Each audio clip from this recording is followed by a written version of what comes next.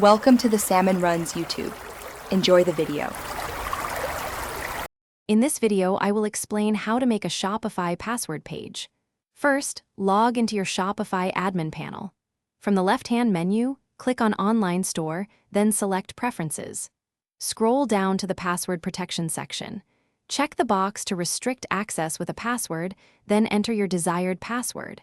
Remember to click Save to apply these changes and secure your store. Now that your store is password protected, let's customize the page. From your Shopify admin, go to Online Store and then Themes. Find your current theme and click the Customize button.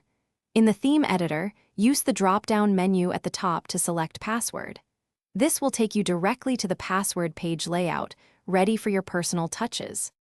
Within the theme editor, you can now modify various sections of your password page. Customize the header, content, and footer to match your brand.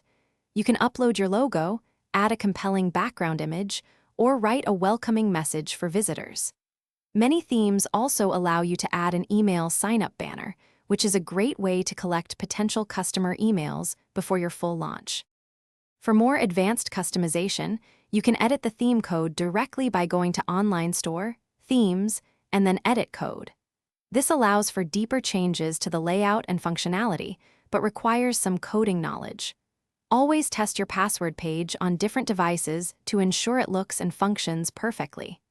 Once satisfied, you can remove the password protection to launch your store. Don't forget to check the description for a link to Little Trees, Black Ice, and other great deals. Thanks for watching. Consider subscribing if we helped you.